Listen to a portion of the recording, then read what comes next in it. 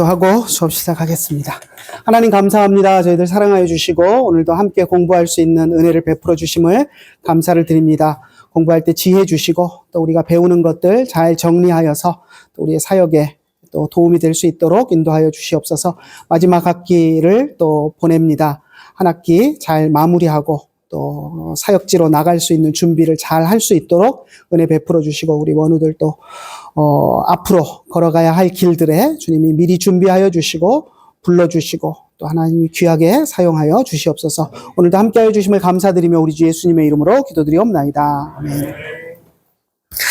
자, 오늘 우리가 해야 될 부분이 이제 저 총론 뒷부분인데 우리 18페이지 강의 한 18페이지. 자, 우리가 지난 시간에 5대 정치 제도에 대해서 배웠죠. 그리고 마지막에 5번째로 이제 장로회 정치 제도에 대한 것들을 우리가 배웠습니다. 그래서 이제 그 연장선인데요. 우리 헌법에 보면 총론에서 이제 장로교 정치 제도를 이야기하고 그 밑에 보면 이제 장로교 정치 제도에 대해서 그 다음 페이지 한 반 정도까지 해서 이제 설명을 하고 있어요. 그래서 지난 시간에 이제 봤던 그 부연 설명에 대한 거 봤던 것은 장로는 칠위 장로와 목사인 강도 장로 두 반으로 나뉘어졌다라는 것과 이제 당회 말고 노회, 대회, 총회, 삼심제 칠위회가 있다. 여기까지 우리가 봤었습니다. 자, 그런데 이제 그 다음에 이 장로교 정치 제도에 대해서 간략하게 그 성경적 근거 그리고 역사에 대한 이야기를 하고 있어요. 그래서 우리 장로교 정치 제도가 성경적인 제도고 귀한 역사와 전통을 가지고 있는 제도다라는 것을 이야기를 하고 있습니다. 그래서 그걸 이제 우리가 좀 살펴볼 텐데요. 자, 봅시다. 18페이지 3번 장로의 정치의 성경적 기원. 그래서 이제 굵은 글씨로 고딕체로 된 거 우리 헌법에 있는 거 그대로 갖다 놓은 겁니다. 이런 정책은 앞에 이야기했던 장로교 정치를 이야기하는 거죠. 장로교 정치는 모세와 사도 때에 일찍 있던 성경적 제도요. 교회 역사로 보더라도 가장 오랜 역사와 항상 우위를 자랑하는 교회는 이 장로의 정치를 채용한 교회들이다. 자, 모세 때 있었던 제도고 사도 때에도 있었던 제도다라고 하면서 이제 성경 구절들을 몇 개 해놨습니다. 한번 봅시다. 모세 때 있었던 제도. 사실 저는 이 구절 보면서 볼 때마다 조금 약간 피의식, 노이로제 같은 게 좀 있어요. 왜냐면 제가 MDB 때 이거 들을 때, 이제, 중형교회 담임하시는 목사님이 오셔서 이제 강의를 하셨는데, 한 학기 내 장로교 정치 제도는 모세 때부터 있었던 제도다. 이 얘기만 한 학기 내 들은 것 같아가지고, 이 얘기를 들을 때마다 좀 거부감이 좀 생기려고 그러는데, 그렇다고 해서 모세 때 있었던 제도 아니다라고 할 수는 없어요. 모세 때부터 있었던 제도 맞고요. 하지만 모세 때부터 있었던 그것 그대로 우리가 장로교 제도를 하고 있다. 이건 또 아니에요. 그래서 전통은 거기에 있지만 또 오늘날 우리가 다른 부분도 있어요. 그래서 좀 살펴보도록 하겠습니다. 자, 모세 때 있었던 제도다라고 이야기를 하는데 사실은 모세 이전부터 있었습니다. 모세 이전에도 있었던 제도입니다. 18페이지 맨 밑에 보면 제가 성경 구절을 하나 넣어놨어요. 창세기 50장 7절. 근데 제가 개역 개정으로 우리가 요즘 쓰는 공식으로 쓰는 개역 개정을 넣어놓지 않고 개역 한글판 옛날 버전 한글 성경을 제가 넣어놨습니다. 왜 그랬냐면 개역 개정에는 장로를 장로로 번역하지 않았어요. 원로라고 번역을 해놨어요. 왜 그런지 모르겠어요, 저는. 히브리어 똑같은 장로에 해당하는 자켄, 여기는 복수형으로 지케니로 나오는데, 척켄인데, 나중에 이스라엘 장로들을 이야기할 때는 장로로 번역해놓고, 여기에 이집트 장로라고 번역을 안 했는지는 모르겠는데, 이상하게, 옛날 성경에서 분명히 장로로 번역해놨던 걸 개역 개정해서 바꾸면서 원로로 바꿔버렸어요. 그래서 무슨 의도가 있지 않고는 그걸 바꿀 이유가 없잖아요. 옛날에 장로로 번역했던 것을 왜 굳이 같은 단어인데 그걸 원로로 바꾼다는 것은 옛날 게 그거 잘못됐으니 바꾸자 동의가 되지 않고서는 바꿀 이유가 없는데 바꿔놨어요. 그래서 저는 사실 동의가 안 돼요. 근데 아무튼 장로입니다. 그래서 보면 요셉이 자기 아비를 장사하러 올라가니, 그러니까 이제 창세기 50장이 마지막 장이죠. 그래서 이제 야곱이 죽고 요셉이 이제 야곱의 유언을 따라서 가나안 땅에 장사하기 위해서 이제 올라갈 때 상황인데요. 바로의 모든 신하와 바로 궁의 장로들, 지케니, 그리고 애굽 땅의 모든 장로와, 그러니까 이제 그 장로들이 동행하고 같이 올라갔다. 이제 그런 구절인데, 여기에서 분명히 애굽의 바로 궁의 장로가 있었다라는 것을 이야기합니다. 그래서 이걸 볼 때 장로 제도는 이스라엘에만 있었던 것이 아니고 모세 훨씬 이전부터 고대 근동 지역에 있었던 정치 제도로서의 장로 제도가 있었던 것을 우리가 알 수 있어요. 그래서 여기 보면 바로의 모든 신하 이야기하고 바로 궁의 장로들 이렇게 번역을 해놨는데, 사실 지케니 베이토입니다. 베이토. 베이트는 집이죠. 집. 오가 붙어서 그의 집. 그러니까 여기서 3인칭 그는 바로를 이야기하겠죠. 바로의 집의 장로들. 바로의 집이니까 왕궁이겠죠. 바로가 사는 왕궁. 그래서 우리 성경에는 바로의 궁의 장로들 이렇게 번역했는데, 아무튼 바로 궁에서 바로의 옆에서 참모 역할을 했던 장로들을 이야기를 하는 거고요. 그 다음에 애국 땅의 모든 장로라고 해서 지케니, 콜 지케니 에레츠 미츠라임이라고 해서 애국 땅에 있는 장로들. 그러니까 어떻게 보면 지역 그 토호 같은, 그러니까 지방의 유력한 세력들, 장로들을 의미하는. 그러니까 왕궁에서 바로 옆에서 그런 장로로서 조언하고 참모 역할을 했던 리더십을 하는 사람도 있었지만, 지방에 있는 그런 그 지방 세력으로서의 장로도 있었다라는 것을 구분해서 이야기를 하고 있습니다. 그래서 애굽에 장로 제도가 있었던 것을 우리가 알 수 있고요. 그리고 이제 그 다음에 19페이지 보면 출애굽기 3장 16절을 제가 위에 이제 가져다 놨는데요. 여기도 이제 장로가 나오는데, 여기는 이제 이스라엘의 장로들이 나옵니다. 지케니 이스라엘. 그래서 이스라엘의 장로들이 나오는데, 자, 봅시다. 너는 가서 이스라엘 장로들을 모으고 그들에게 이르기를. 그러니까 하나님이 모세를 부르시고, 그러니까 미디안 광야에 있던 모세를 부르셔서 떨기나무 가운데서 부르신 다음에 너 이스라엘의 백성을 이끌고 가나안 땅으로 가라는 명령을 주시면서 이스라엘 장로들에게 가라라고 이야기합니다. 장로들에게 가서 그들을 불러 모으고. 그러니까 이미 모세를 하나님이 부르시기 전에 이스라엘 백성들 가운데, 애굽에 사는 이스라엘 백성들 가운데 장로가 있었다는 거죠. 이미 고대부터, 모세 이전부터 이스라엘 안에도 장로 제도가 있었다라는 것을 알 수 있습니다. 아마 각 지파의 대표들, 이런 사람들이 이제 장로 역할을 수행을 했던 것으로 보이는데, 그래서 장로가 구약 때부터 있었던 것으로 우리가 분명히 알 수 있습니다. 그리고 이제 저는 한 가지 더, 장로라는 이름을 쓰고 있지 않지만, 장로의 그런 오늘날 우리가 사용하고 있는 장로 제도와 유사한 연관성을 가지고 있는, 또 직분 체계가 구약의 이 모세 시대에 나옵니다.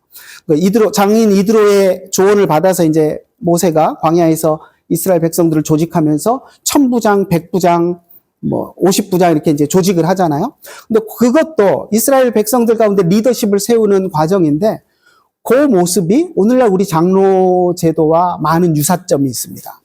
어떤 면에서 유사점이 있냐면, 이제 나중에 우리가 뒤에서 배우겠지만, 장로를 세울 때, 교회에서 이제 장로를 뽑을 때, 교회에서 그냥 장로 마음대로 뽑는 거 아닙니다. 세례교인 25명당 1명씩 장로를 뽑을 수 있도록 규정하고 있어요. 그러니까 교회를 개척해가지고 이제 부흥하면서 장로를 세울 수 있는 자격이 되려면 세례교인, 성인 세례교인이 25명 이상이 있어야 공동회에서 장로 투표를 할 수 있습니다. 그 이전까지는 투표를 못 해요. 그리고 또 장로를 1명 더 뽑으려면 그 25명 이외에 추가로 25명이 또 있어야 장로를 한 사람 더 뽑을 수 있습니다. 그래서 25명당 1명씩 뽑을 수 있도록 우리 헌법에서 규정하고 있는데, 그런 모습들이 어떻게 보면 모세 시대에 이 10부장, 100부장, 1000부장 했던 그것과 비슷한 거죠. 어떻게 보면 오늘날 우리 헌법상에서 장로는 25부장 같은 역할을 하는 거죠. 25명당 1명씩을 뽑을 수 있다. 근데 뭐 25명 됐다고 무조건 1명 뽑아야 되는 건 아니에요. 그래서 이제 최소한 뽑으려면 최소 인원이 그렇게 있어야 된다라는 것을 규정하고 있는데 그런 부분들이 유사성이 있다라는 것을 제가 19페이지에 좀 써놨습니다. 자, 그리고 구약에는 이제 이런 장로의 기원이 있는데 사실 그 구약의 모세 시대의 장로의 기원이 오늘날 우리 장로교의 근간이다. 그래서 우리는 장로교 한다. 이렇게 이야기할 수는 없어요. 뭐냐면 너무 다르기 때문에. 근데 그것이 그 제도가 유대 사회 속에 면면이 이어져 왔고 그리고 예수님 시대에도 유대 사회에 장로들이 있었고 그리고 장로에 의해서 유대 사회가 움직여가고 있었고 그리고 예수님이 승천하신 이후에 이제 이 땅에 남겨진 제자들이 교회를 세워가면서 교회 안에 리더십을 세울 때 자기들 예수님 제자들이 다 유대인들이었잖아요. 그죠? 예수님 제자 12명 다 유대인이었어요. 그들이 자기가 어려서부터 유대 사회 속에서 배우고 자라오면서 당연하게 느꼈던 장로 리더십, 장로회로서 사회가 움직여가는 그것을 무시할 수 없었던 거죠. 그러니까 교회도 당연히 리더십을 세울 때는 장로 제도에 의해서 세우는 것을 어떻게 보면 당연하게 생각했고 그것을 가져다가 교회 리더십을 세웠던 것으로 우리가 볼 수 있습니다. 자, 예수님 시대에 유대 사회에 장로가 있었나요, 없었나요? 뭐 고민할 필요 없잖아요. 복음서에 보면 장로가 한두 번은 나옵니까? 그죠? 대제사장과 장로들이 맨날 나오잖아요. 하는 짓거리가 맨날 예수님 반대하고 못된 짓만 해서 그렇지 대제사장과 장로들이 맨날 모여서 작당하고 하는 모습들을 우리는 복음서에서 봅니다. 장로 제도가 있었어요. 특히 산헤드린 공회. 산헤드리란 이름이 우리 한글 성경에는 직접 안 나오는 것 같아요. 근데 우리 공회라고 번역된 부분 헬라어 보면 산헤드린입니다. 산헤드린 공회가 있었고요. 뭐 나중에 바울도 산헤드린 공회 앞에 서서 변호도 하고 뭐 하잖아요. 산헤드린 공회가 존재했어요. 유대 사회의 최고 의결기관으로. 그러니까 유대 사회가 그 당시에 이제 로마 제국의 식민지 지배를 받고 있었지만 로마가 유대의 특수한 그런 종교적인 성향이나 이런 것들을 인정해서 대제사장을 중심으로 하는 산헤드린 공회에 상당히 많은 자치권을 부여를 했습니다. 그래서 중요한 문제가 있으면 공회가 소집됐어요. 공회 구성원은 대제사장이 의장이었고 70명의 장로들이 모여서 산헤드린 공회를 구성하고 했던 것들이 역사 속에서 분명히 우리는 봅니다. 성경에도 나오고요. 자, 그렇게 장로회를 통해서 산헤드리라는 장로회의를 통해서 유대 사회가 모든 의사결정들이 중요한 의사결정들이 이루어졌어요. 그걸 예수님의 제자들이 어려서부터 당연시 여기면서 자라왔고 교회를 조직하고 세우면서 그 리더십을 장로제도라는 장로회 제도를 통해서 교회가 운영되게끔 제도화를 벤치마킹해서 했던 것을 우리는 분명히 볼 수 있습니다. 충분히 뭐 유추가 가능하죠? 그리고 성경에도 증거들이 있습니다. 한번 볼까요? 자, 20페이지, 우리 강의한 20페이지 보면, 첫 번째, 이제 두 개 성경 구절을 위에 제가 넣어놨는데, 이게 이제 성경에 보면 장로를 세웠던, 사도들이 장로를 세웠던 분명한 그 증거가 되는 구절입니다. 바울이 이제 전도여행을 하면서 교회를 세우는데요. 교회를 세우면서 교회를 세운 교회에 장로들을 세웁니다. 지금 보면 루스드라, 이고니온 뭐 이 지역에 이제 전도를 해서 믿는 결신자들을 만들고 그들을 모아서 교회를 세워놓고 이제 다시 떠나올 때 거꾸로 이제 지나갔던 지역을 도시들을 다시 거꾸로 돌아오면서 이제 돌아오는데 1차 선교 여행을 마무리하는데 그때 돌아오면서 각 성의 교회에 장로들을 세웁니다. 자, 한번 볼까요? 사도행전 14장 23절. 각 교회에서 장로들을 택하여 금식 기도하며 그들이 믿는 주께 그들을 위탁하고 장로를 세웠어요. 자, 그리고 그 밑에 디도서죠. 디도서 1장 5절에 보면 디도를 그레데 섬에 남겨놓고 온 바울의 의도, 이유를 이야기하는데 장로를 세우게 하려 합니다라고 이야기합니다. 볼까요? 내가 너를 그레데에 남겨둔 이유는 남은 일을 정리하고 내가 내게 명한 대로 각 성에 장로들을 세우게 하려 함이니. 각 성에 세워진 교회들마다 장로들을 세우는 것. 이게 디도에게 맡겨졌던 중요한 임무 가운데 하나입니다. 그러니까 교회가 세워질 때마다 장로를 세우는 것. 이것을 사도들이 중요하게 여겼던 것을 우리는 분명히 알 수 있습니다. 자, 먼저 얘기를 합시다. 자, 장로를 그러면 각 성에 세워진 각 교회에 세워진 장로들이 어떤 역할을 했을까요? 네? 설교할 수 있을까요? 그럼 한번 생각해 보세요. 이제 바울이 가가지고 전도해갖고 막 예수님 전혀 모르는 애들한테 전도해서 예수님을 영접기도 시키고 해갖고 이제 전도해서 걔들 모아서 교회를 만들었어요. 그리고 그 중에서 장로를 하나 뽑았어. 그 중에 뭐 마을에 이제 리더십이 있는 사람이 하나 있으니까 이제 뭐 장로를 뽑았겠죠? 그 사람이 뭘 할 수 있겠어요? 설교할 수 있겠어요? 이제 어차피 같이 초신자 아니에요. 그렇지 않나요? 설교하기는 어려워요. 물론 이제 바울 같은 사람이 있으면 가능할 수 있겠죠.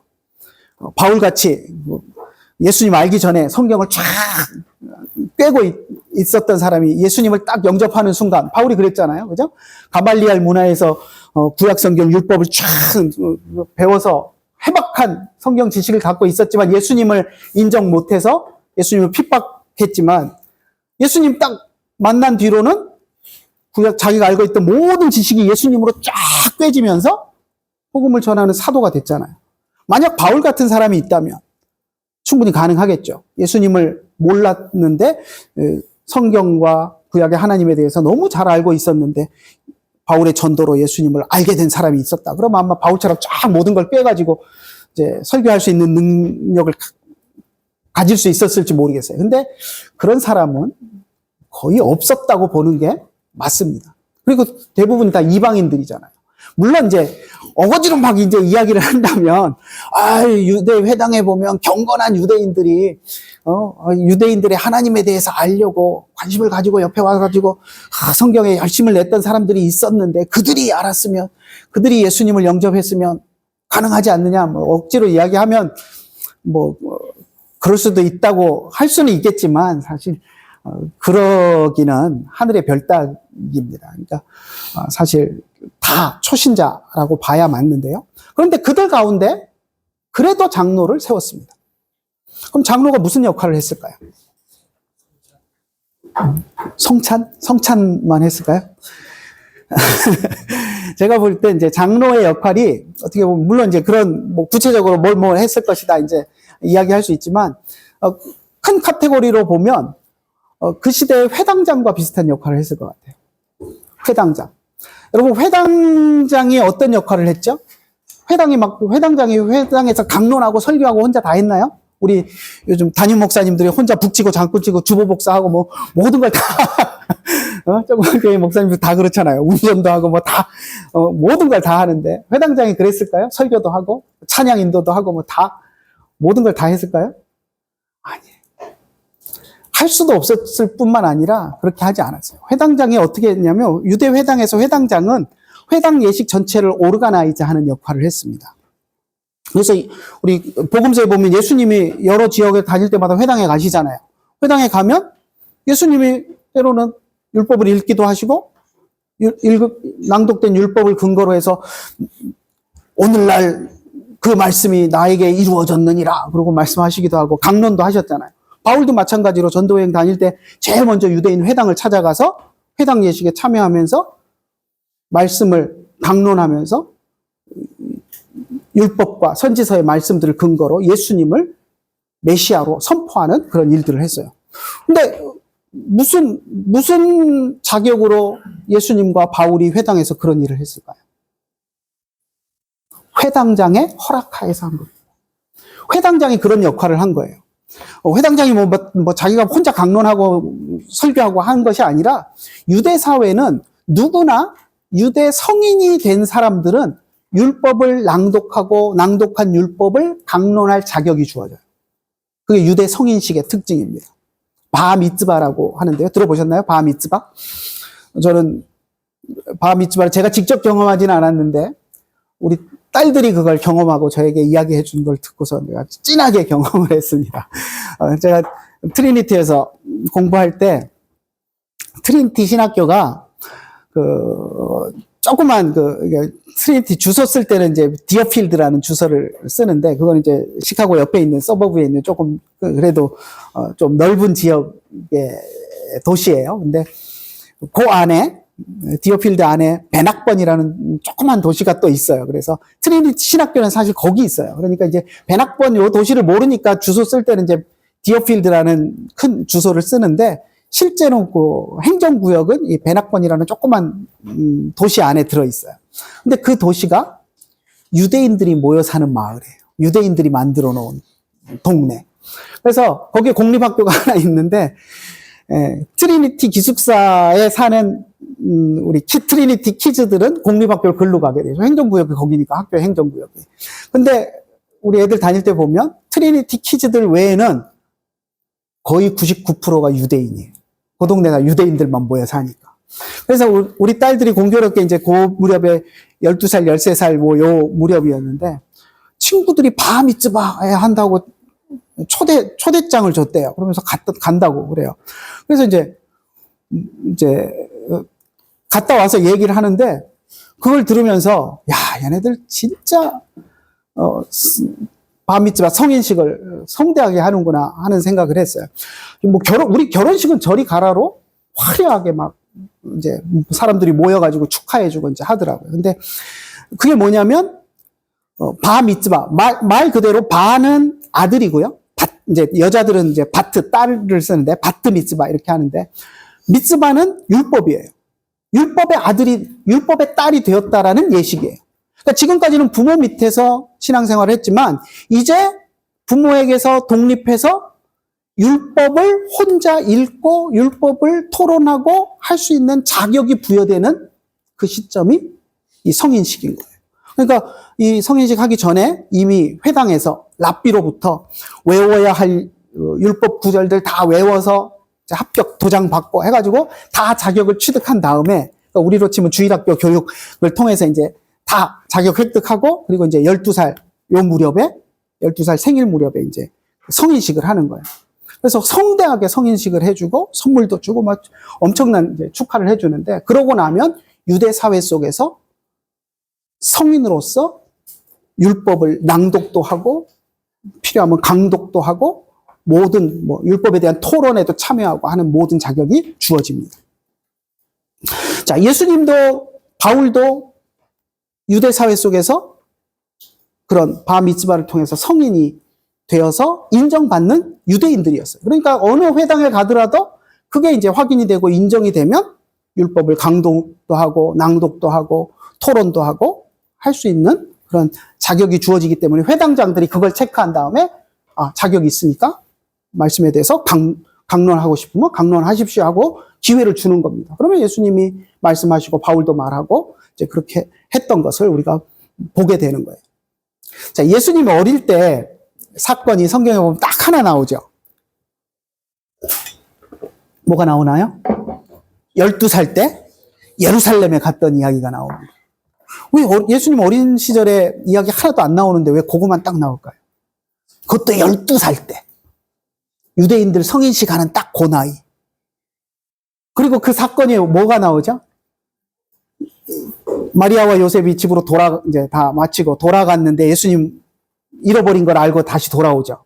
그래서 왔더니 예수님 뭐 하고 계셨어요? 성전에서 랍비들과 토론하고 있었죠. 이게 왜 가능해요? 예수님이 이미 성인식을 했고 유대 사회 속에서 성인으로 인정받았기 때문에 아마도 그때 예루살렘에 가서 바 미tz바를 하지 않았을까 저는 그렇게 생각합니다. 그러니까 랍비들이 너 이제 바 미tz바 했어? 성인이 되었어? 그러면 우리가 한번 율법에 대해서 한번 뭐라고 이야기하는지 내가 들어주고 토론 한번 해줄까? 맞짱 한번 떠줄까?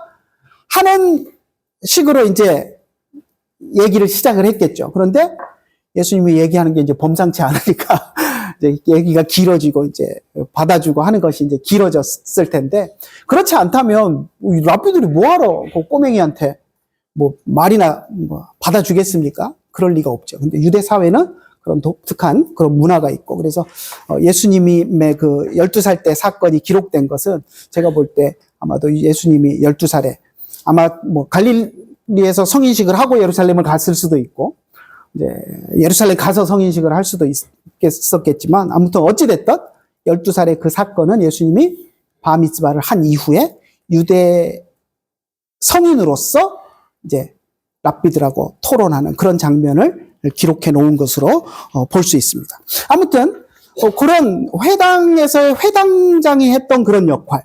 그러니까 교회가 세워지고 사실 설교할 수 있는 능력이 없지만 지역에서 어떤 그런 뭐 다른 사람들의 존경을 받는 위치에 있던 사람이 이제 예수님을 믿고 교회가 세워졌을 때 어차피 그 지역 안에 세워진 교회 안에서 이제 리더십을 발휘하는 장로로 이제 세워지면 그 사람이 교회 이제 예식의 모든 것들을 이제 책임지면서 외부에서 무슨 설교자가 온다, 아볼로 같은 설교자가, 순회 설교자가 온다 그러면 저 사람 뭐 하는 사람인지 알 수가 없잖아요. 그러니까 회당장이 이제 그런 사람들을 점검하고 세워도 되겠다 싶으면 이제 세워서 설교를 하게 하기도 하고, 또 그런 설교자가 없을 때에는 또 성경 말씀, 구약의 말씀을 그냥 읽는 것으로 대체하기도 하고, 또 사도들이 서신서를 보내오면 그 서신서들을 또 이제 필사해다 놔뒀다가 오늘은 어느 부분을 읽을 것인지 이런 것들을 오르가나이즈 해서 이제 교회를 운영해 나가는 역할을 했던 것이 이 장로의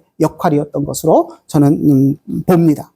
그리고 이제 장로가 사실 한 명이 아니었어요. 회당장도 한 명이 아닙니다, 여러분. 가버나움 회당 같은 경우는 회당장, 우리 성경에 보면 회당장들이라고 분명히 나와요. 그래서 큰 회당 같은 경우는 회당장들이 여러 명이 있어서 회의체를 구성하고 이제 어떤 사건이 있으면 누구를 세울 것인가, 뭐 어떤 본문을 읽을 것인가 하는 것들을 회의를 해서 정하고 그대로 이제 회당을 이끌어갔던 그런 모습을 볼 수 있는데, 우리 교회도 장로들이 세워졌을 때, 물론 이제 작은 교회는 한 명 세울 수도 있겠지만 두세 명 장로들이 세워지면 장로들이 회의를 통해서, 오늘날로 치면 당회죠. 회의를 통해서 결정하고 했던 것들을 우리가 충분히 생각할 수 있습니다. 자, 그 다음 봅시다. 20페이지 밑에 보면 디모데전서 4장 14절을 제가 하나 또 넣어놨는데, 이게 이제 디모데를 이제 사도 바울이 안수해서 오늘날로 치면 목사로 세워서 이제 동역자로 데리고 다녔었는데, 디모데에게 했던 말입니다. 디모데전서 4장 14절 한번 읽어보면요, 내 속에 있는 은사 곧 장로의 회에서 안수받을 때 예언을 통하여 받은 것을 가볍게 여기지 말라. 자, 어디서 디모데가 안수를 받았다고요? 장로의 회. 장로들이 모이는 회의체가 있었다는 거죠. 각 교회에 장로들이 있고 그 장로들이 모이는 회의체가 있었다라는 겁니다. 그리고 그 회의체 안에서 디모데가 안수받았다는 거예요. 우리는 보통 생각하기를 바울이 똘똘한 디모데를 발탁해가지고 사도의 권한으로 안수해서 목사 세운 것처럼 많이들 생각을 하는데요.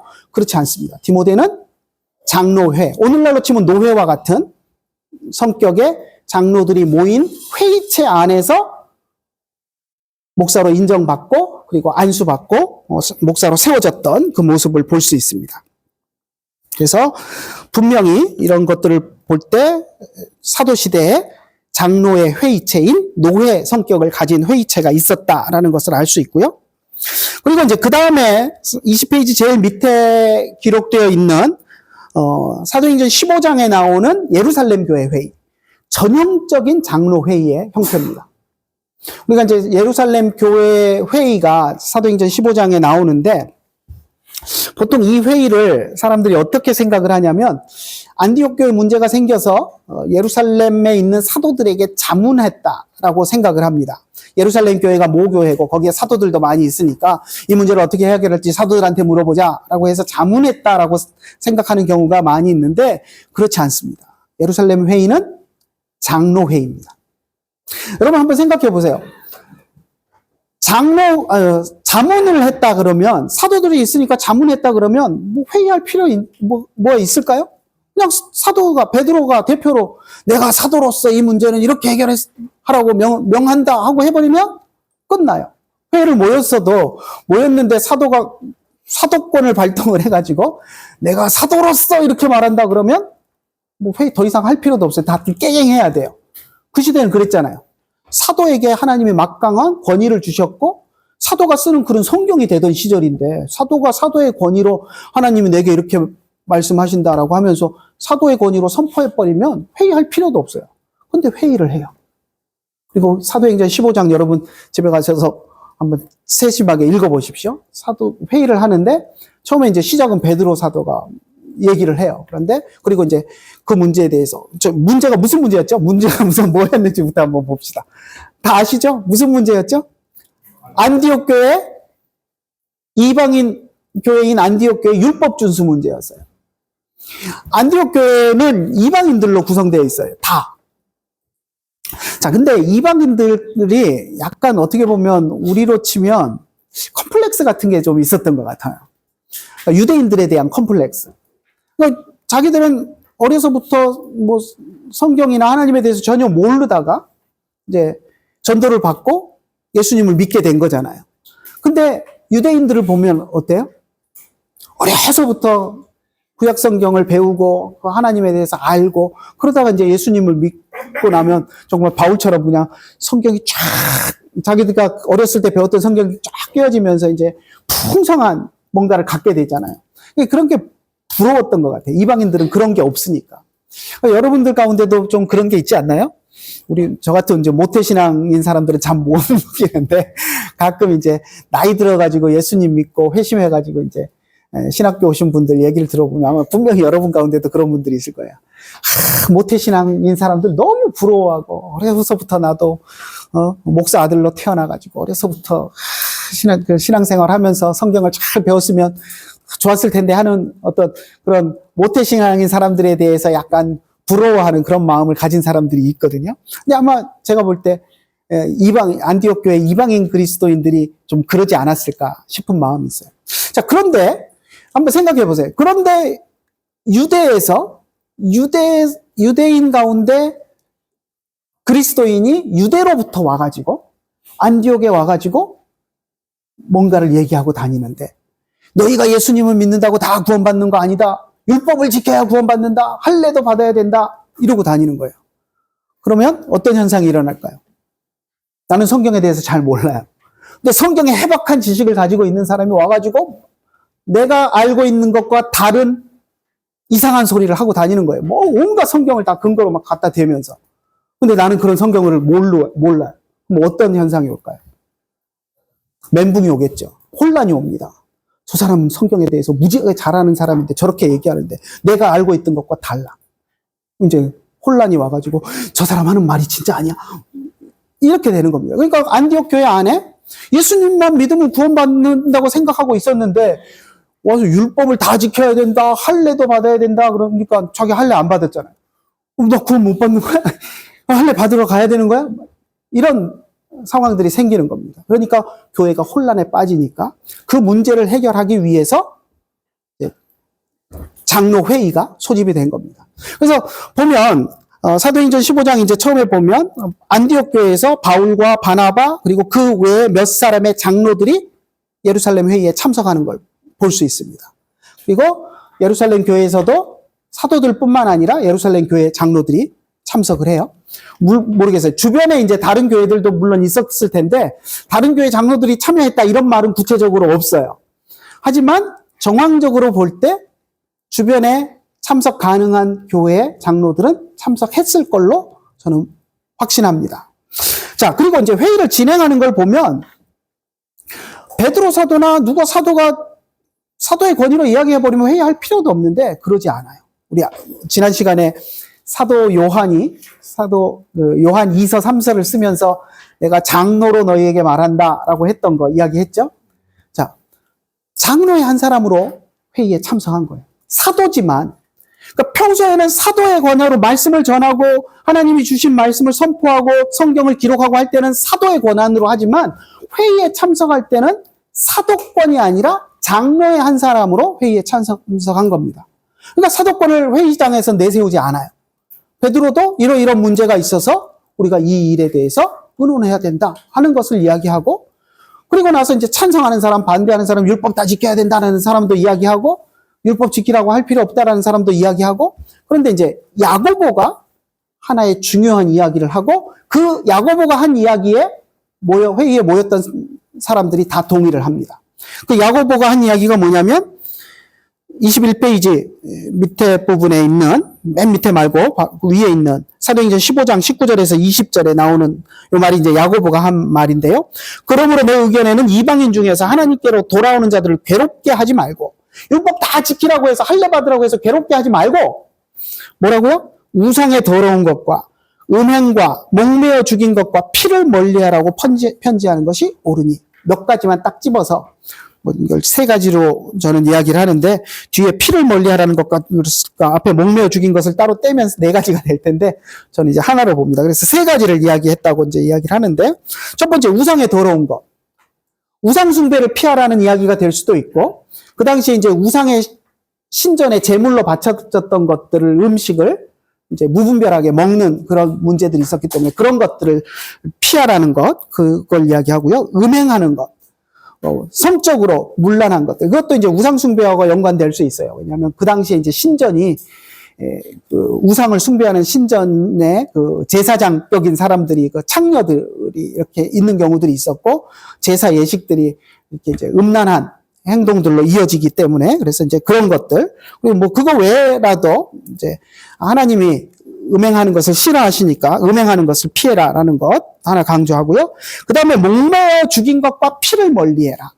하나로 저는 보는데, 그 율법에 보면 동물을 이제 잡아 먹을 때도 그렇고 제사할 때도 그렇고 동물을 잡을 때는 다 피를 다 흘리도록 하고 있습니다. 그래서 피채 먹는 것, 이런 것들을 율법에서 아주 철저하게 금하고 있고, 그래서 유대인들이 그걸 아주 혐오했어요.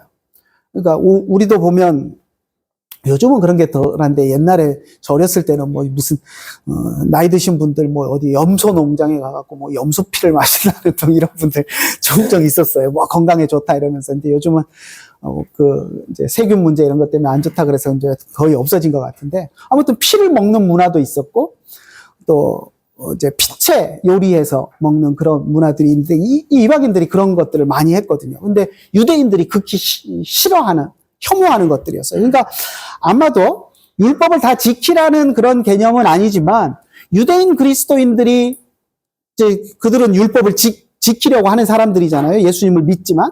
근데 유대인 그리스도인들이 지독하게 혐오하는 것들을 이방인 그리스도인들이 아무 꺼리낌 없이 행하면 교회 공동체 안에 그런 문제들이 생기잖아요. 그러니까 아마도 유대 그리스도인들을 배려하는 마음에서 이런 것들은 금하도록 하는 것이 옳다라는 의견을 낸 것 같아요. 그러니까 이것은 무슨 하나님이 나에게 주신 계시의 말씀입니다, 이것도 아니에요. 내 의견에 분명히 이야기하잖아요. 그러므로 내 의견에는 하면서 자기 의견을 이야기했고, 그 의견을 사람들이 듣고 다 판단해서 다 좋다고 동의하고, 모르겠어요. 만장일치가 됐는지 투표를 해가지고 다수결로 했는지는 모르겠지만, 그런 자세한 것은 성경에 안 나와 있지만, 아무튼 야고보가 이야기한 이 의견에 사람들이 동의하고 좋다라고 해서 그렇게 회의에서 결의가 된 것입니다. 사도가 사도권으로 이야기한 게 아니에요.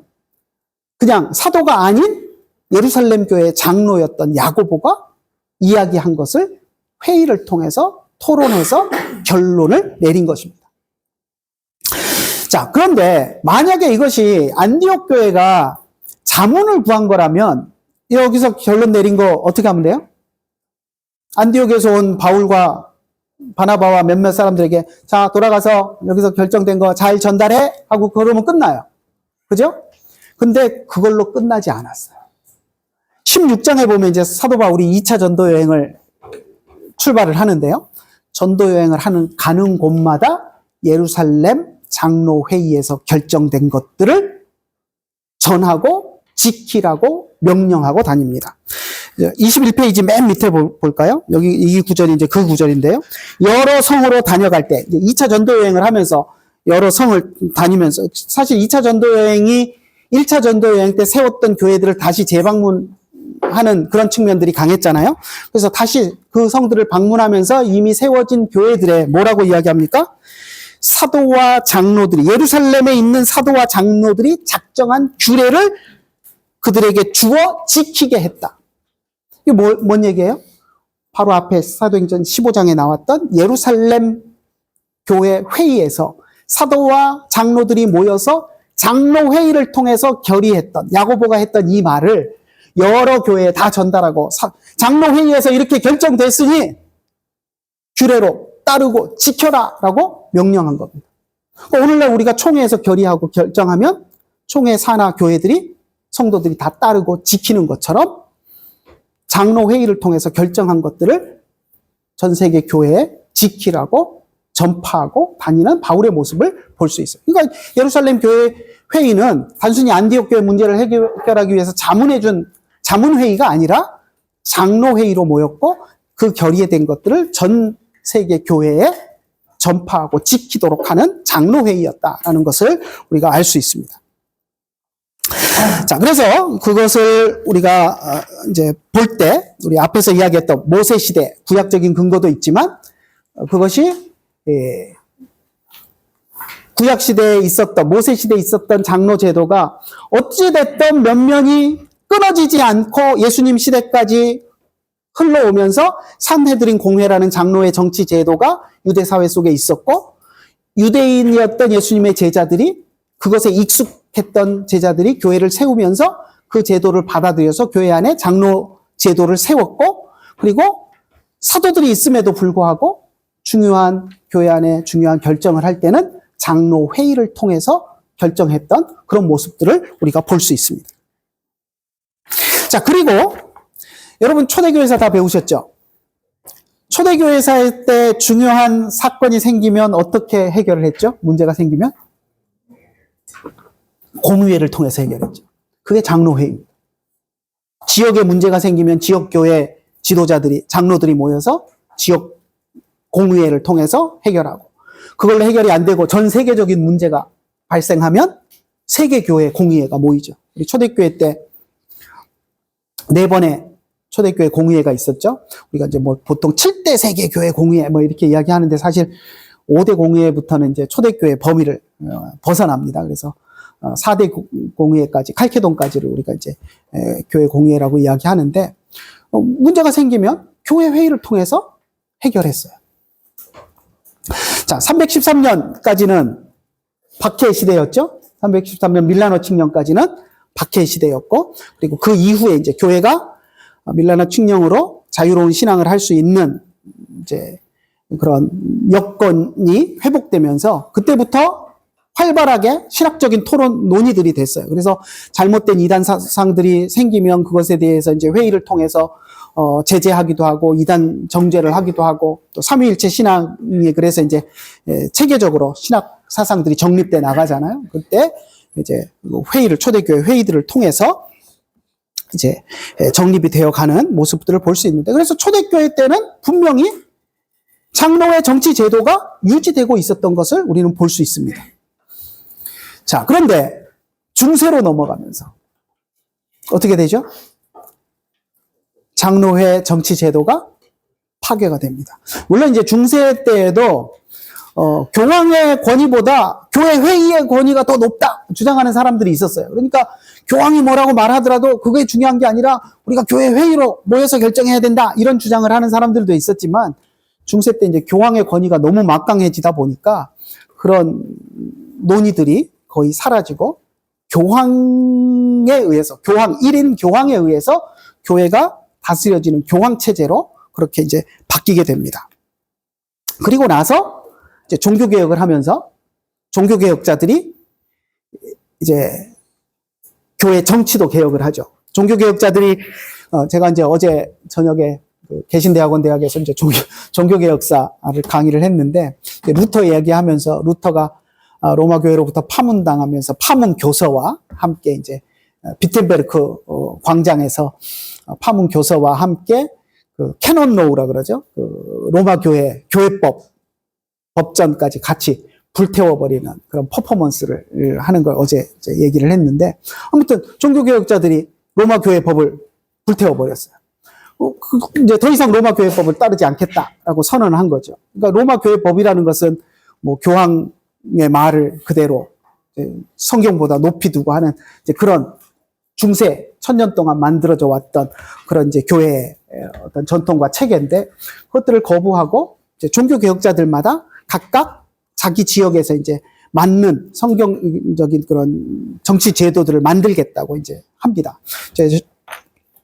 제가 쓴 책에서 이제 몇 가지 소개하고 있는데 아무튼 그런 제도들을 이제 만들기 시작했고 이제 종교개혁자 칼빈이 제네바에서 교회 정치 제도를 이제 새롭게 성경에 근거해서 이제 성경적인 원리에 근거해서 초대교회 때 했던 방식대로 장로회 정치 제도를 회복해서 제네바 교회 헌법을 만들었고요. 그래서 이제 그것이 오늘날 우리들에게까지 이제 전수되어서 장로교 정치 제도가 되었습니다. 그래서 이제 그런 내용들을 이제 제가 책에서 썼는데, 자, 한번 봅시다. 우리 헌법 내용 먼저 봅시다. 헌법에 보면, 지금 이제 우리가 앞에서 봤던 것은 18페이지에 있는 역사로 보더라도 가장 오랜 역사와 항상 우위를 자랑하는 교회는 이 장로의 정치를 채용한 교회들이다. 그러니까 교회 역사 속에서 초대교회 때도 그렇고 장로교의 정치 제도가 가장 우위에 있는 제도였다라는 것을 이야기를 하고요. 그 말이 안 끝났죠. 교회들이며 하고 콤마로 끝났습니다. 그리고 나서 이제 이어지는 것이 22페이지 4번 장로회 정치 제도의 간략한 역사 그래가지고 이제 그 밑에 그 위에는 이제 공의회를 통해서 이제 초대교회 때 그렇게 했다라는 것이고요. 자, 한번 읽어봅시다. 법조항 고딕체로 된 거. 또한 이 장로회 정치는 다 웨스터민스터 헌법을 기본으로 한 것인 바, 이 웨스터민스터 헌법은 영국 정부의 주관으로 120명의 목사와 30명의 장로들이 1643년에 런던 웨스터민스터 예배당에 모여서 이 장로회 헌법을 초안하고 영국 각 노회와 대회에 수의 가결한 연후에 총회가 완전히 교회 헌법으로 채용 공포한 것이다. 자, 장로회 정치는 다 웨스터민스터 헌법을 기본으로 하는 것이다 라고 이야기합니다. 웨스터민스터 헌법. 그러니까 지금 오늘날 세계 교회 가운데 장로교라는 이름을 쓰는 교회들, 뭐 미국 장로교, 호주 장로교, 뭐 하여튼 뭐 캐나다 장로교 할 거 없이 장로교라는 프레스바이테리안이라는 이름을 쓰는 교회들은 근간이 웨스터민스터 총회에서 만든 장로교 제도를 쓰고 있습니다. 근데 이제 웨스터민스터에서 만든 이걸 안 쓰는 장로 교회들도 있어요. 유럽의 개혁교회들. 같은 장로교 시스템을 쓰는데 그들은 웨스터민스터에서 만든 것대로 쓰지 않습니다. 자기들 나름대로 칼빈의 제네바 교회 헌법을 가져다가 자기들이 이제 독자적으로 만든 시스템을 쓰는데 뭐 근간은 똑같아요. 뭐 다르지 않아요. 제가 이제 칼빈 신학교 있을 때 이제 그 칼빈 신학교가 속한 교단이 이제 CRC 크리스찬 리포음드 처치라고 이제 부르는데 그 리포음드 처치 개혁교회예요. 개혁교회. 유럽의 개혁교회. 그래서 유럽 개혁교회인데 유럽 개혁교회는 웨스터민스터 헌법 안 따릅니다. 칼빈의 제네바 교회 헌법을 가지고 자기들 나름대로 뭐 프랑스 장로교회 또 자기들 나름대로 만들었고 이제 다 네덜란드도 마찬가지고 이제 다 만들었는데 우리와 같은 장로교 시스템이지만 웨스터민스터에서 만든 걸 따라가지는 않아요. 그래서 이제 사실 결이 좀 둘로 나뉩니다. 웨스터민스터 전통을 따르는 교회들은 장로교라는 이름을 써요. 근데 웨스터민스터 전통을 안 따르는 장로교 시스템을 쓰는 그리고 칼빈주의 신학을 따르는 교회들은 개혁교회라는 이름을 씁니다. 그래서 좀 다른데 그래서 이제 좀 우스웠던 일 중에 하나는 그 CRC에 속한 그 칼빈 신학교가 있는 그 CRC 교단에 속한 한인 교회들이 이제 교단 이름을 번역을 하면서 뭐라고 번역한지 아세요? 개혁 장로교회. 개혁교회라고 번역 안 하고 개혁 장로교회라고 번역을 해놨어요. 그거 보고 저는 처음에 웃었어요. 얘네들 영어에 프레스바이테리안 장로교라는 말 없는데 개혁 장로교회라고 번역을 했네. 그러고 이제 웃었거든요. 근데 왜 그렇게 했을까요? 한국 사람들은 장로교 아니면 다 이단인 줄 알아요. 그런 사람들이 많아요. 이민사회 속. 왜냐면 한국에 워낙 장로교가 이제 세다 보니까 이민 온 사람들이 대부분 장로교에서 신앙생활 하다 온 사람들인데, 개혁교회, 이렇게 해놓으면, 이거 뭐 하는 교회야? 이상한 데 아니야? 이제 이렇게 생각할 수 있으니까, 우리, 어차피 이제 장로교 시스템을 쓰고 그러니까, 신학도 똑같고 그러니까, 우리 장로교회야 하는 걸 이제 한국, 새로 이민 온 사람들에게 이제 낯설지 않게 하려고 그런 것 같아요. 그래서, 번역을 할 때 교단 이름을 개혁 장로교회라고 이제 번역해 놓은 것을 봤는데, 아무튼, 같은 전통이에요. 신학도 같고, 시스템도 칼빈의 제네바 교회 헌법에 근간한 장로교 정치 제도를 만들어서 쓰는 거예요. 우리 지난 시간에 제가 얘기했었나요? 우리 개혁교회, 개혁신학의, 개혁교회에서 이야기하는 3대 신앙 고백서. 얘기했었죠? 뭐죠? 다시 한번 점검합시다. 웨스트민스터? 아니라 그랬잖아, 웨스트민스터. 아니라 그랬잖아. 벨직, 또, 하이델베르크, 도르트. 개혁교회 3대 신앙 고백을 이야기할 때 웨스트민스터 이야기 안 합니다. 왜 그럴까요? 우리 개혁교회 아니어서 그럴까요? 장로교는 개혁교회가 아니어서? 아니에요. 여기서 말하는 개혁교회라는 것은 유럽의 리폼드 처치를 이야기하는 겁니다.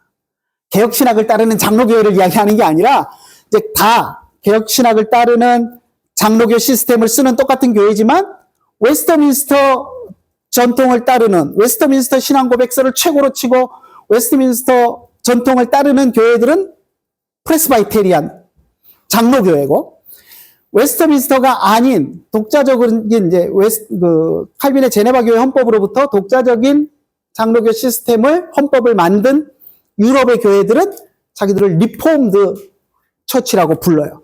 우리가 이야기할 때 개혁 교회 3대 신앙 고백이라고 이야기하는 것은 리폼드 교회를 이야기하는 겁니다. 그래서 그들은 웨스트민스터 안 쳐줘요. 물론 웨스트민스터 나쁘다라고 이야기를 하지 않아요. 그런데 웨스트민스터 신앙 고백서나 이런 것들이 하이델베르크, 벨직, 도르트와 다르지 않지만 이들은 웨스트민스터 거는 별로 그렇게 안 쳐줍니다. 그러니까 그 이유가 어떻게 보면 약간 저 섬나라 놈들이 만든 것이 무슨 선한 것이 있겠어 하는 약간 좀 영국을 무시하는 약간 유럽 본토 사람들의 그런 모습인지도 모르겠어요. 아무튼 리폼드, 그러니까 그래서 개혁교회 3대 신앙 고백 그러면 웨스트민스터는 빠집니다. 근데 우리는 물론 3대 그 신앙 고백을 우리도 다 인정하지만 우리는 3대 신앙 고백보다 오히려 원탑으로 웨스트민스터를 치잖아요. 이거는 장로교 전통에 있는 사람들은 그래요. 그래서 같은 개혁 신학이지만 그런 면에서 조금 차이가 있다는 거. 그래서 개혁주의 3대 신앙 고백에 왜 웨스트민스터가 안 들어가지? 하는 고민할 필요 없습니다. 그건 유럽 사람들이 그렇게 이야기하는 거예요. 자, 그래서 웨스트민스터 헌법을 기본으로 하는 것이다. 우리 장로교 정치는. 자, 이 웨스트민스터 헌법은 영국 정부의 주관으로, 여기서 영국은 잉글랜드예요. 잉글랜드 정부의 주관으로 120명의 목사와 30명의 장로들이 1643년에 런던 웨스트민스터 예배당에 모여서 이 장로의 헌법을 초안한 것이다. 라고 이야기합니다. 자, 웨스트민스터 총회가 왜 열렸죠? 왜 열렸습니까? 장로교 정치 제도를 만들기 위해서 모인 겁니다. 물론 장로교 정치 제도를 만들려고 모이자 한 건 아니에요. 모인 목적은 이전에 잉글랜드 교회는 주교 제도를 써왔는데 이 주교 제도를 폐지하고 잉글랜드의 새로운 교회 정치 제도를 만들자라는 의도에서 웨스트민스터 회의가 열린 겁니다. 그러니까 잉글랜드의 역사를 보면 제가 책에서도 간략하게 소개했지만 잉글랜드 역사를 보면 헨리 8세 때 이제 교황과 결별합니다. 교황과 결혼 문제 막 여러 가지 얽혀갖고 이제 결별을 하는데 결별하고 영국 교회의 수장은 영국의 왕이다라고 선포를 합니다. 그래서 이제 교황이 주교 임명하던 것들을 다 끊고 영국의 주교는 왕이 임명한다. 그래서 영국의 왕이 캔터베리 대주교를 임명하면 이제 캔터베리 대주교가 이제 다른 주교들 임명하고 그 주교들이 사제들 임명하고 해가지고 이제 영국 교회 시스템은 캔터베리 대주교를 중심으로 해서 왕의 권한 밑에 있는 교회 주교 시스템이었어요. 그러니까 뭐 교황 밑에 있으나 왕의 밑에 있으나 뭐 머리는 다르지만 어차피 그 교회 시스템은 주교 시스템으로 돌아가고 있었어요. 근데 그런 상황에서 청교도들은 그게 싫었어요. 주교제도, 이건 로마 교회에서 만들어낸 잘못된 제도고, 그래서 바른 성경적인 정치 제도를 만들자. 주교제도를 폐지하자라는 데는 다 공감대가 형성됐어요. 근데 주교제도를 폐지하고 나서 그럼 잉글랜드의 교회 정치 제도를 어떤 것을 도입할 것이냐 하는 그 문제를 의논하기 위해서 웨스트민스터 총회가 모였습니다. 그래서 그 안에서는 이제 장로교 제도를 도입해서 정착시키자 하는 게 이제 주된 세력이었고요. 그리고 이제 그 자유파라고 하나요? 거기는 이제 아예 장로교 정치 제도도 뭔가 제도가 만들어지면 교회가 억압을 받을 수 있으니, 우리 지난 시간에 그 자유정치 제도, 조합정치 제도 하면서 이야기했었잖아요. 그러니 아예 모든 제도는 만들지 말고 개교회 중심의 자유로운 제도, 모든 교회가 각자 알아서 하게 하자, 이런 주의도 있었지만 대부분이 이제 장로교 정치 제도를 선호를 했고, 그래서 이제 장로교 정치 제도를 만듭니다. 회의를 5년 8개월인가 했어요. 5년 8개월. 여러분 회의 5년 8개월 하라 그러면 하시겠어요?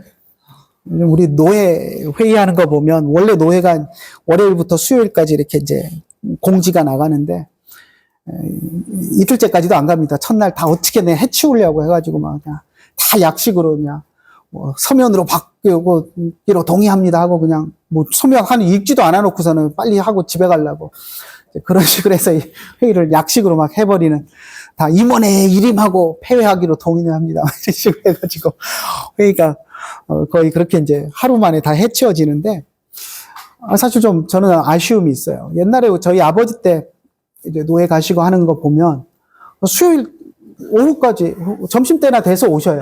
그리고는 이제 수요 저녁 예배 준비하시고 그랬는데, 그게 이제 노예가 토론하다 보면 이제 의견 불일치가 되는 때도 있잖아요. 그럼 또 뜨겁게 통성 기도도 한번 하고 부흥회도 하고, 뭐 노예가 그렇게 해서 이제 회의가 그렇게 진행됐는데 요즘은 그런 게 다 사라져 버린 것 같아서 좀 안타까운 마음이 있습니다. 하여튼 회의하는 것을 보면 아침에 전체 모임하고 점심 먹고 오후에는 분과별로 소요리 문답팀, 대요리 문답팀, 뭐 신앙 고백서 팀, 교회 정치 의논하는 팀 다 나눠 갖고 하고, 또 저녁 때는 또 모여가지고 회의록, 회의했던 거 회의록 작성해갖고 또 마무리하고, 그 다음날 또 전체 회의 때는 그 전날 분과회의 때 한 거 보고하고, 이러면서 주일만 빼고 5년 8개월을 회의를 하면서 이게 만들어진 게 웨스트민스터 신앙 고백서, 대요리 문답, 소요리 문답.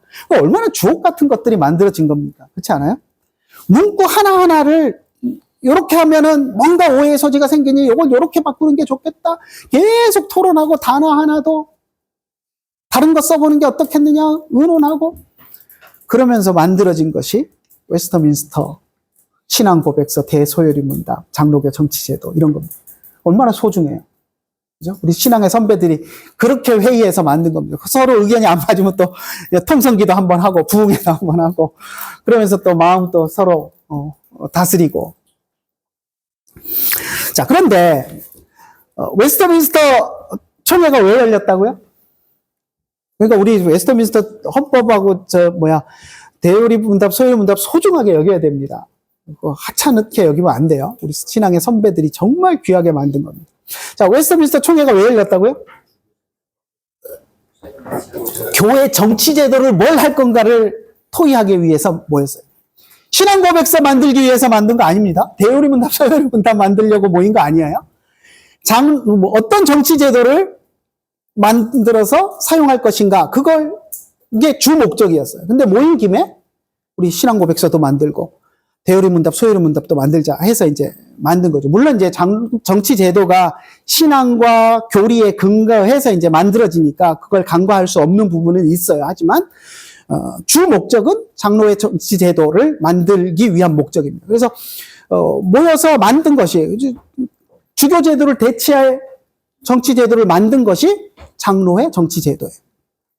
그런데 여러분, 웨스터민스터 신앙 고백서가 소중하다고, 웨스터민스터 총회가 중요하고 소중하다고 그동안 배워오면서 장로교 정치 제도가 중요하다라는 이야기 들어보셨나요? 별로 안 들어보셨을 거예요. 그죠? 웨스터민스터 신앙 고백서, 대여리 문답, 소요리 문답은 많이 강조하는데 장로교 정치 제도에 대해서는 별로 강조를 안 해요. 근데 오히려 거꾸로 된 거예요. 왜냐하면 웨스터민스터 총회가 열린 주 목적이 정치 제도를 만들기 위한 건데 거기서 만들어진 정치 제도의 소중함을 왜 얘기 안 합니까? 잘못된 거예요. 그래서 제가 이 책의 서론에서도 그렇고 좀 그 부분을 좀 강조를 했어요. 개혁주의 신학을 소중하다고 이야기하는 사람은 많은데 칼빈주의 신학, 칼빈의 신학을 소중하게 지켜야 된다고 이야기하는 사람은 많은데 칼빈이 만든 성경에 근거해서 만든 장로회 정치제도 그리고 웨스터민스터 신앙 고백서나 이런 것들은 소중하게 여기면서 장로회 정치제도에 대해서 소중한 것을 이야기하는 사람은 거의 없다. 제가 좀 아쉬움을 토로하면서 그런 부분을 좀 이야기를 했습니다. 그래서 여러분들이 그런 부분을 좀 생각하면서 웨스터민스터 총회에서 만든 정말 제일 중요한 거 하나를 꼽으라고 한다면 장로회 정치제도의 회복이에요. 그것을 우리가 잊지 말았으면 좋겠습니다. 아무튼 웨스터민스터 예배당에 모여 장로회 헌법을 초안했고요. 그리고 그것은 각 노회와 대회의 수의 가결한 연후에 총회가 완전히 교회법으로 채용 공포한 것이다. 그래서 아무튼 뭐 노회와 대회의 수의 가결했다. 뭐 이렇게 표현을 하고 있는데 사실은 요거는 좀 어폐가 있는 말이에요. 왜냐면 아직 장로교 정치제도가 도입이 안 된 상황이잖아요. 그럼 대회가 어디 있고 노회가 어디 있어요? 그죠? 그러니까 이제 기존에 있던 이제 주교 제도 하에서 이제 교회들이 동의를 해서 이제 이 장로교 정치 제도를 도입했다라는 그런 의미인데 이제 뭐 이렇게 썼습니다. 아무튼 그거는 우리가 이해하면서 받아들이면 될 것 같고요. 자, 그다음에 23페이지 강의한 23페이지로 넘어갑시다. 자, 그리고 본 대한예수교 장로회 교회의 헌법도 1912년 총회가 조직되고 1917년 제6회 총회 때 본총회 헌법을 제정할 때 웨스터민스터 헌법을 기초로 해서 수정 편성한 것이다. 우리 총회가 언제 결성됐다고요? 1912년. 중요한 연도는 좀 외웁시다. 이거 강도사 고시에도 잘 나와요. 그리고 시험에 안 나오더라도 우리 총회가 결성된 연도 정도는 우리가 알고 있어야죠. 그리고 아까도 얘기했지만 밀라노 칙령 이런 거 교회사를 배웠으면 딴 연도는 몰라도 313년 밀라노 칙령, 1517년 마틴 루터의 종교개혁, 1054년 동서교회 분열, 뭐 이 정도 굵직굵직한 좀 핵심되는 터닝 포인트가 되는 연도들은 좀 머릿속에 담고 있어야 되잖아요. 그것처럼 우리 장로교가 총회가 조직된 게 1912년, 그리고 6년 후에 6회 총회 때 1917년 이제 총회 헌법이 제정되었는데 이때 뭘 근거로 우리 총회 헌법이 만들어졌다고요?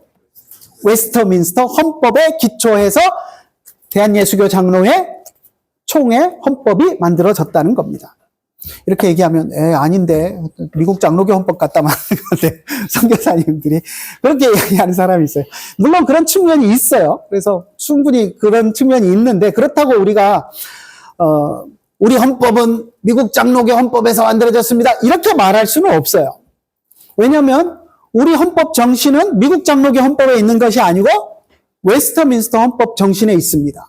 그걸 근거로 만들었는데 맨 땅에 헤딩하듯이 거기서 가져와서 만들기가 어려우니까 이미 그것을 잘 수용해서 만들어서 사용하고 있는 미국 장로교의 모습을 어떻게 보면 벤치마킹에다가 우리가 사용한 거죠. 그래서 우리는 분명히 우리 총회 헌법은 웨스터민스터 헌법에 기초해서 만들어졌다라고 자신 있게 이야기해야 됩니다. 자, 비슷한 예가 있어요. 우리 한글 성경 가지고 있죠? 개역 개정 성경. 이제. 근데 한글 성경, 우리 한글 가지고 있는 한글 성경은 어디서 번역된 성경입니까?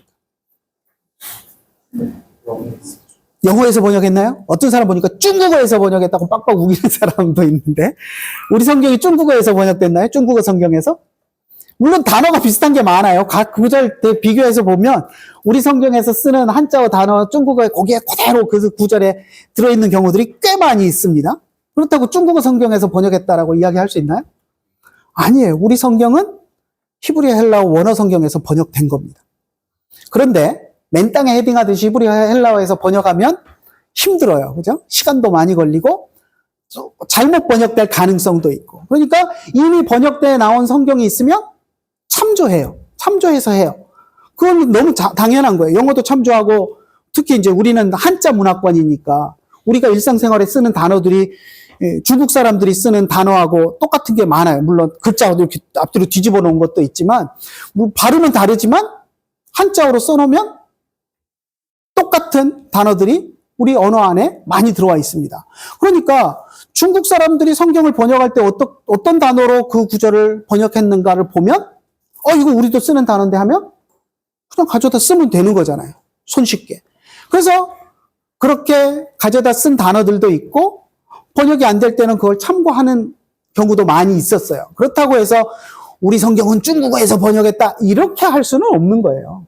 우리는 성경을 원어에서 번역을 했고 그러면서 이제 참고하기를 중국어 성경도 참고하고 또 영어 미국 선교사님들도 들어와 있으니까 이제 또 영어 성경도 참고하고 해서 이제 번역을 한 것이지만 우리는 원어에서 번역한 성경을 가지고 있다라고 이야기를 합니다. 마찬가지로 우리 헌법도 미국 장로교 헌법을 선교사님들이 많이 참고해서 만들기는 했지만 미국 장로교 헌법에 근거해서 우리 헌법을 만든 것이 아니고 우리 헌법은 웨스터민스터 헌법에 근거해서 기초해서 만든 것입니다.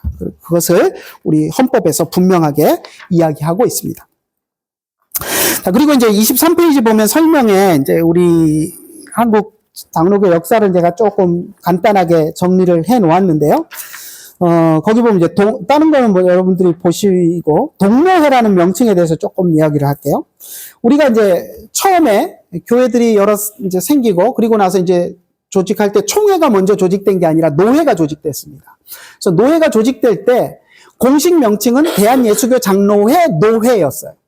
그런데 이제 노회가 하나밖에 없어서 그런지 그 별명처럼 부르는 이름이 동노회라는 이름으로 불렸어요. 근데 공식 명칭은 아니에요. 공식 명칭은 대한예수교 장로회 노회인데 동노회 이렇게 불렀습니다. 그래서 많은 사람들이 이제 홀로 독자를 쓰니까 노회가 하나밖에 없으니까 동노회라고 불렀나 보다 이렇게 이제 생각을 해요. 저도 예전에 그렇게 알고 있었어요. 근데 이제 여러 학자들이 이제 여러 문서들을 이제 검토하고 하면서 하나밖에 없다고 동노회라고 한 것이 아니고 선교사들로부터 독립한 한국 사람들의 노회다라는 의미로 독립된 노회다라는 의미로 동노회라고 이름했다라고 이제 이야기하는 것을 제가 봤습니다. 그래서 그 내용이 타당한 것 같아요. 제가 보기에도. 그리고 영어로도 인디펜던트 프레스바이테리 이렇게 이제 되어 있으니까 그래서 그렇게 보는 것이 하나만 있으니까 동노회가 아니고 독립한 노회다. 선교사들로부터 이제 독립해서 우리가 자립한 그런 조직을 가졌다라는 의미에서 동노회라고 부르게 되었다라고 이해하시면 좋겠고요. 그리고 23페이지 맨 밑에 보면 미국 장로교 신학자 J.A. 하치가 쓴 제가 첫 시간에 아마 소개했던 것 같은데 교회 정치문답 조례가 소개됩니다. 이 정치문답 조례는 우리 장로교 헌법을 만들다 보면 모든 법이 마찬가지인데 법 조항에 애매함이 있을 수 있어요. 그래서 해석의 문제가 따릅니다. 여러분들 요즘도 우리 정치권도 그렇잖아요. 헌법 조항 가지고 해석하면서 여와 야가 완전히 딴소리 하는 것들.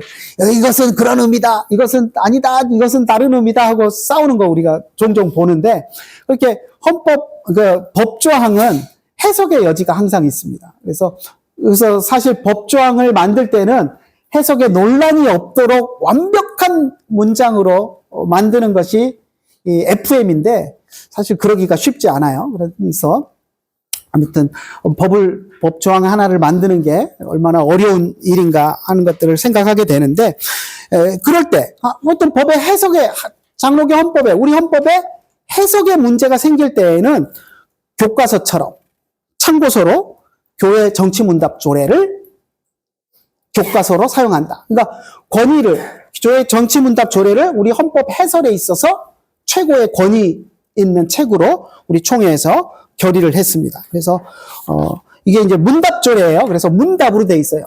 장로는 무엇인가요? 그러면 이제 장로에 대해서 이야기하고, 당회는 어떻게 구성되나요? 그러면 이제 당회 구성에 대한 이야기를 하고, 문답으로 되어 있습니다. 그래서 우리 소요리 문답, 대요리 문답, 교리 문답 하는 것처럼 질문하면 그거에 대한 답을 주는 형태로 되어 있는데, 아무튼 장로교 정치 제도에 대해서 세세한 부분들을 문답 형식으로 하고 있어서 어떤 장로교 정치 제도의 궁금증이나 또 의문이 있으면 이 책을 참고하도록 하고 있습니다. 자, 아무튼 뭐 그렇고요. 여러분들 뭐 이 정도로 이제 우리 헌법 총론에서 이야기하고 있는 역사 부분은 마무리하고요. 자, 두 번째. 자, 넘어갑시다. 28페이지 봅시다. 이제 장로교 정치의 역사. 사실 이 부분을 제가 이제 지난 학기도 그렇고 지금까지는 이제 1시간 이상, 거의 1시간 반, 2시간 가까이를 할애하면서 이 책의 내용을 제가 했는데, 그러다 보니까 뒤에 이제 진도사항이 너무 뻑뻑해서 올해는 조금 이제 생략을 하려고 합니다. 그래서 여러분들이 책 읽는 걸로 대체하고, 책에 충분히 기록되어 있으니까 제가 자꾸 책 내용을 또 요약해서 이렇게 정리를 안 해줘도 충분히 책이 간략하게 정리가 되어 있으니까 여러분들이 읽어보시는 걸로 하고요. 자, 보면 28페이지 보면 그 책에 그 오탈자 나온 거 잘못된 거 좀 정리를 해놨습니다. 여러분 선배들이 읽으면서 발견한 거 저에게 알려주셔서 제가 정리를 해놓은 거니까 참고하시고요. 자, 이제 큰 그림을 한번 봅시다. 우리가 아까 간략하게만 한번 볼게요. 자세한 것은 책 내용으로 여러분들이 보십시오. 아까 우리가 초대교회까지 보고 중세 시대 이제 교황제도로 바뀌었고, 이제 종교개혁과 함께 새로운 이제 정치 제도들이 칼빈에 의해서 만들어졌고, 그것이 이제 오늘날 장로교 제도가 되었다라고 이야기를 했는데, 이제 29페이지 보면 칼빈의 제네바 교회 헌법에서 이제 제네바 교회 의 역사가 이제 둘로 나뉘어져 있습니다. 그래서 칼빈이 이제 첫 번째 사역에서 여러분 쫓겨난 거 다 아시죠? 쫓겨났다가 두 번째 돌아갈 때, 두 번째 부름을 받고 돌아갈 때 정말 가기 싫었어요.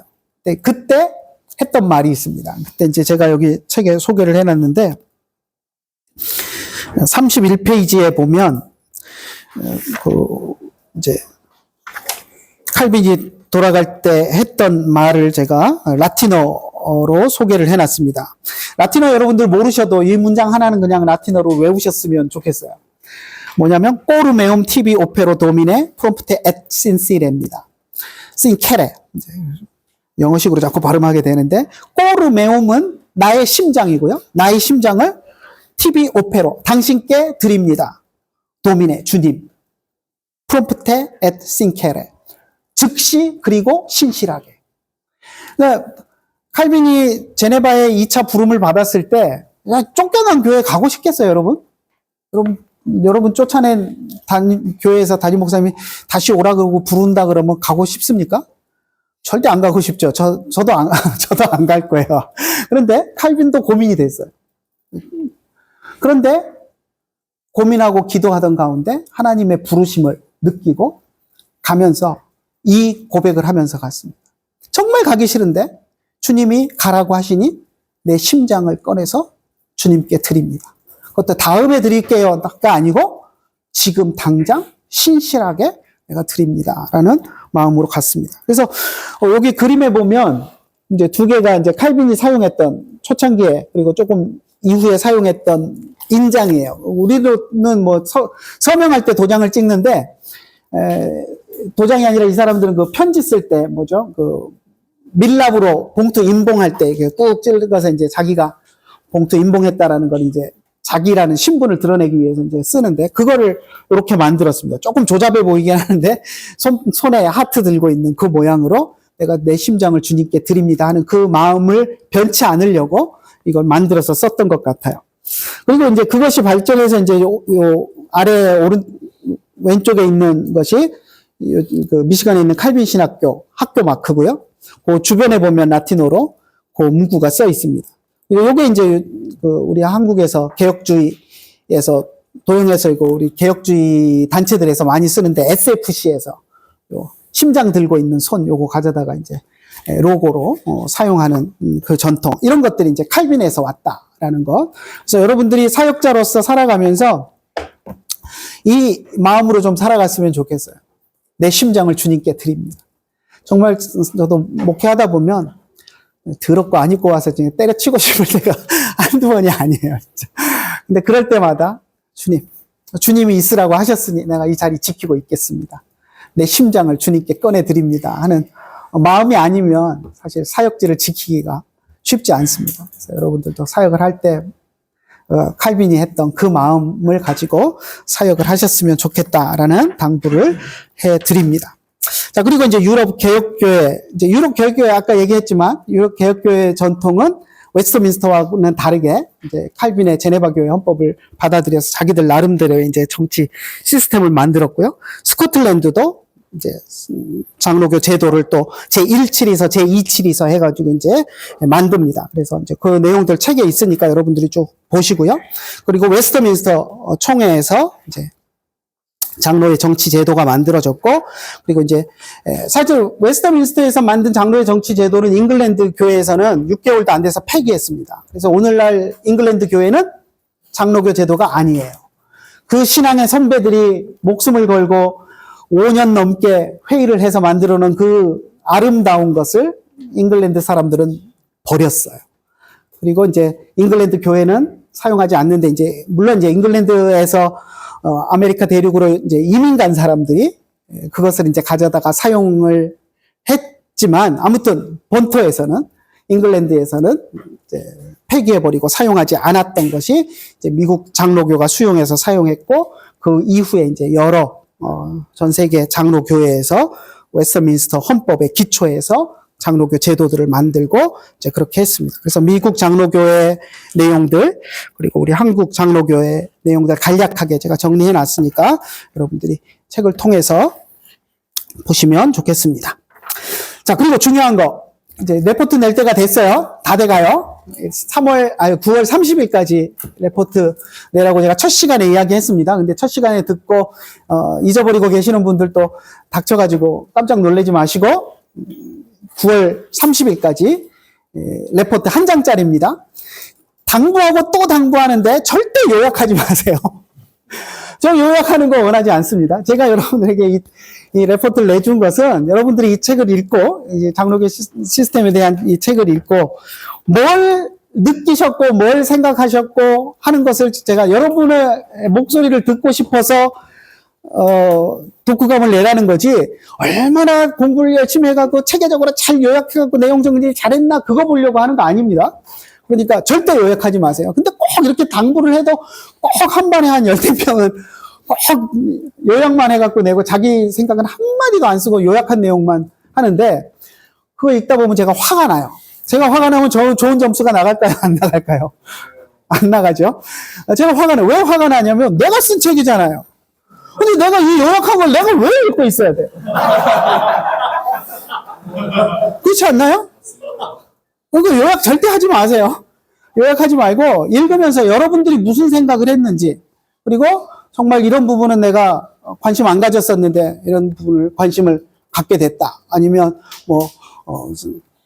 책 읽다가 이런 부분은 좀 답답했다. 좀 잘 써주셨으면 좋겠다 하는 게 있으면 또 책에 불만이 있으면 불만이라도 해서 여러분들이 뭘 책을 읽으면서 느꼈는지. 그래서 우리가 공부하는 방법에는 두 가지가 있습니다. 하나는 내용을 잘 숙지하는 거. 근데 여러분들이 아마 중고등학교 때 그 훈련은 잘 된 것 같아요.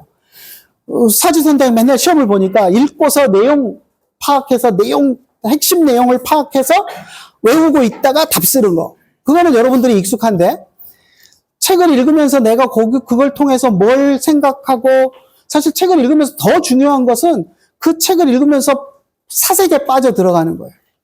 고민하고 내 책의 내용을 중심으로 해서 어떻게 보면 좀 삼천포로 빠지면서도 평소에 생각 안 했던 것들을 생각하고 고민하고 그러면서 답을 찾아가는 거.